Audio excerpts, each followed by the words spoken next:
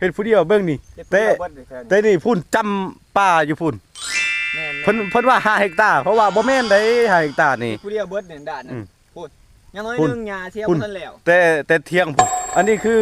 ส่วนตัวนี้เพิ่นเสียผู้เดียวเป็นบ่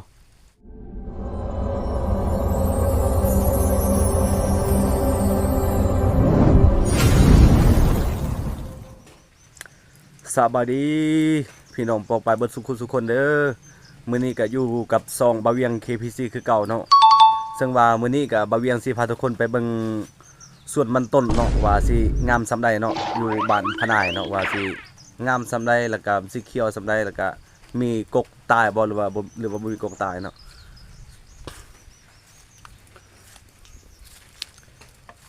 โอ้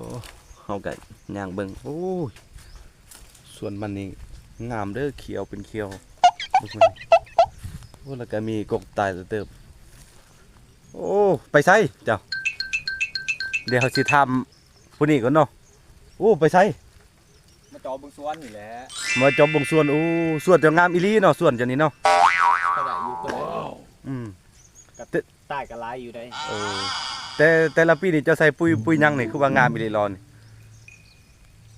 ซุปเปอร์ใบเขียวซุปเปอร์ใบเขียวโอ้เนาะอยู่ไสจะซื้อบ่อ้ายอยู่อันเมืองคงเซโลนบ่โอ้เนาะโอ้มันเจ้าคักอีหลีมันนี่ป้างามเป็นงามเนาะพอใส่ได้อยู่ว่าซั่นโอ้ได้เจ๊กระเป๋าเลยเจ๊กระเป๋าแบบว่าเจ๊กระเป๋าแบบทงใหญ่ๆแล้วนะใส่เงินเต็มกระเป๋าแล้วนะพายกระเป๋านี่โอ้ว้าวได้บ่เนี่ยนี่ก็คือว่ามันก็ตายลายแท้อุ้ยได้นะเบิ่งขอถามแน่แต่ละปีนี่หัวใหญ่อยู่บ่บ่ได้อยู่ได้ซ้ำแขนซ้ำขาโอ้ซ้ำแขนซ้ำขาพุ่นเนาะโอ้ใหญ่อีหลีเนาะใหญ่พิลึกแต่ละปีนี่เจ้าใส่ปุ๋ยหยังนี่คือว่างามอีหลีรอนซุปเปอร์ใบเขียวเสื้ออยู่ดอกเบิ่งดินนี่งามเป็นงามเลยพี่น้องเอ้ยเบิ่งนี่ดินดำเนาะเว้นดินแดงดินดำแล้วหญ้าบ่ได้ก็สิบ่ได้หญ้าก็เอาได้เนาะเฮ็ดจักคนหญ้าโอ้ผู้เดียวนี่แหละผู้เดียวต้นบักใหญ่พี่น้องเอ้ยเบิ่งนี่สิพาทุกคนเบิ่งเด้อนี่บ่ใหญ่ปานใดนะประมาณ4-5เฮกตาร์นี่แหละนี่เพิ่นว่า4-5เฮกตาร์ตามเขาว่านี่กลัวแหละเขาญาติว่าเป็น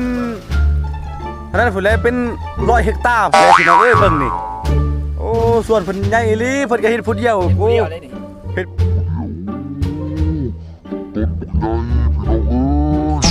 ผู้เดียวเบิ่งนี่แต่นี่พุ่นจำป่าอยู่พุ่นเพิ่นว่า5เฮกตาร์เพราะว่าบ่แม่นได้5เฮกตาร์นี่ผู้เดียวเบิดเนี่ยด้านนั้นพุ่นยังน้อยนึงหญ้าเสียบ่ทันแล้วแต่เที่ยงพุ่นอันนี้คือส่วนตัวนี้เพิ่นเสียผู้เดียวเป็นบ่แม่นเสียผู้เดียวแล้วนี่โอ้โลกผู้เดียวทั้งเบิดเลยนะนี่เก่งอีหลีแสดงว่ามื้อนั้นก็จำหวยจำหอมื้อนั้นแม่นเบิดเลยพูดจำเนาะเพิ่นว่าจำหวยเนาะแล้วก็อันนี้ก็จำอยู่พุ่นอีกพี่น้องเอ้ยแม่นเบิดแล้วเตียงกับปุ๊กไว้ให้คนอยู่กับบุ้ยไผอยากมาอยู่ไว้ยังไงมีคนมาเสียหญ้ากันพูดแม่นเบิดแล้วเที่ยงคอยเบิดแหละคัน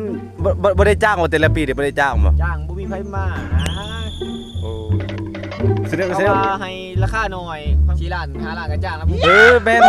เดี๋ยวนี้ก็เงินดอลลาร์ขึ้นเนาะจาก1,000กีบก็เป็น 2,000 จาก 2,000 ก็เป็น100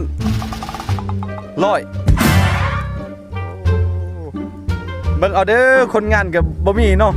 ใครอยากมาเสียหญ้ามันซอยก็ติดต่อมาเด้อพี่น้องเอ้ยมาซอยแน่บ่ราคาก็4-5 ล้านเนาะแม่นบ่แม่นจ้างวันนึง4 ล้านบ่4 ล้าน5 ล้านบ่4 ล้าน5 ล้านก็จ้างแล้วเพราะว่าจ้างผ่านมาหมู่บ่มานะหมู่บ่อยากเฮ็ดหมู่ว่าประมาณ4-5 ล้านก็จ้างนั่นแหละอยากให้หมู่มาเบิ่งปลูกเถียงปลูกเรือนให้ตินี่มีอยู่ประมาณเบิ่งนี่ 3-4อยู่หั่นก็4ลังเนาะอยู่หั่นเนาะโอ้5-6 ลังพุ่นได้นี่เป็น10 ลังพุ่นได้นี่เฮ็ดให้อยู่นะแต่ละเจ้นี่มีเบิดเถียงนี่ก็ได้ผู้ใดเป็นผู้ใดมีครอบมีครัวก็มาได้เด้อพี่น้องเด้อเถียงให้เถียงสวน ลังบางไงปลูกไว้ให้ อืม อยู่ให้เศร้าน่ะนะ โอ้ มีหลายลังอยู่